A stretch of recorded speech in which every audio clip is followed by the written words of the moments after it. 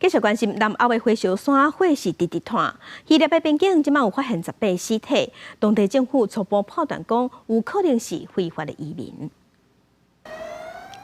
消防车开正紧，要去东北部边境埃佛罗斯的阿万塔斯村拍野火，验过情势正危急。当局也阁发现已经有人被烧死，真侪中东甲亚洲的移民拢是经过埃佛罗斯过去土耳其。Με δεδομένο ότι από τις γύρω περιοχές δεν έχει υπάρξει καμία δήλωση εξαφάνισης ή αγνοωμένων κατοίκων,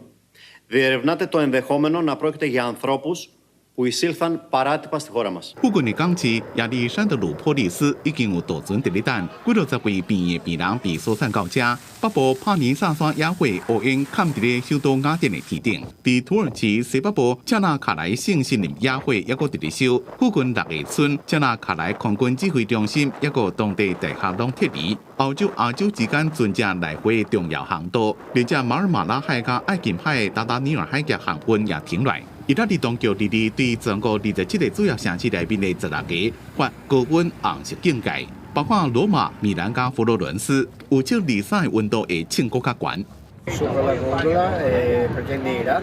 法国第3大城里昂日日透早记录到摄氏27度的高温。科学家认为，在咧气候变迁的影响下，西班牙、意大利加葡萄牙也因为高温、大树、强风，四会发生野火，和消防员走袂赴。公司新闻黄文玲编辑。